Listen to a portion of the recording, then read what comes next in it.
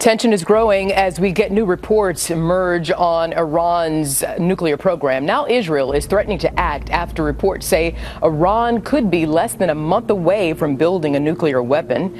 This, as a senior official in Iran says the country is still enriching uranium to 20%.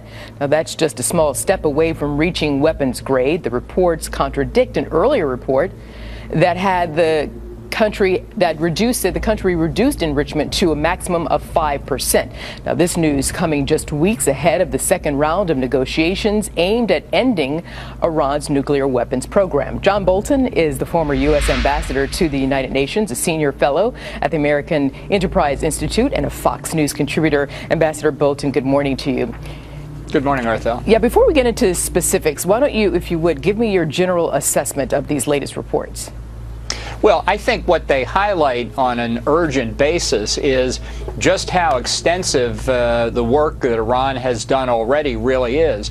They're not racing to build one or two nuclear weapons. They're building a capacity in their nuclear program where when they decide to break out and weaponize, they could put together dozens of weapons. So this timeline that we hear about, I think, demonstrates that Iran's capacity is already so great that the negotiations that we've been having with Iran are simply a way for them to buy more time, and why these comments you're hearing from the Israelis should be a real warning to us that time is very short. Then let's go to Israel, since you bring that up. How, without the backing, the big bite of the U.S., let's say, how effective is the bark of Israel?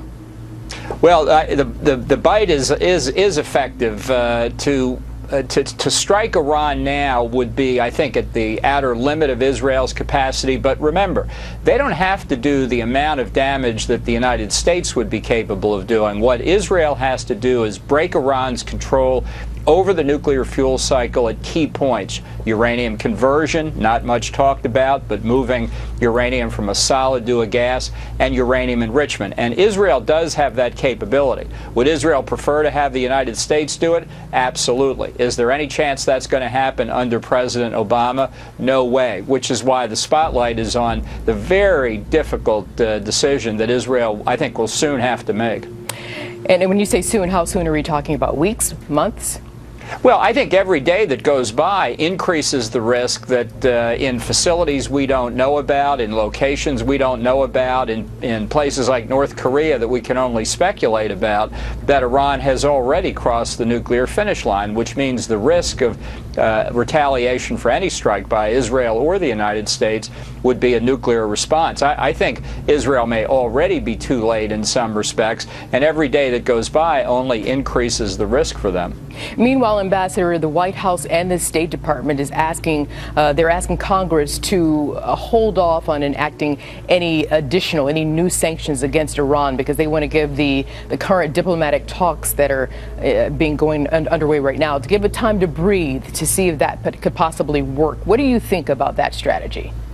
Look, I think the administration's approach is nothing less than appeasement. I think we have to be straightforward about this. I don't think the economic sanctions that Congress has imposed or is considering are going to stop Iran's nuclear weapons program, but they do put pressure on the regime, and they're an indication of the toughness, the strength of the American position. When you see the Obama administration lobbying against these economic sanctions, it's a clear signal to the Ayatollahs in Tehran that they hold the stronger bargaining position in these negotiations. There's no reason for them to make substantive compromises when they see the White House making them for them. Ambassador, if I could ask for a short answer in this final question, where do you see this going? Is a new conflict in the Middle East imminent? No, not necessarily. I think the greater risk is the administration is effectively going to make all the concessions that Iran wants, legitimize Iran's nuclear weapons program, and that will lead to much greater long-term risk. Ambassador John Bolton, thank you so much, sir. Thank you.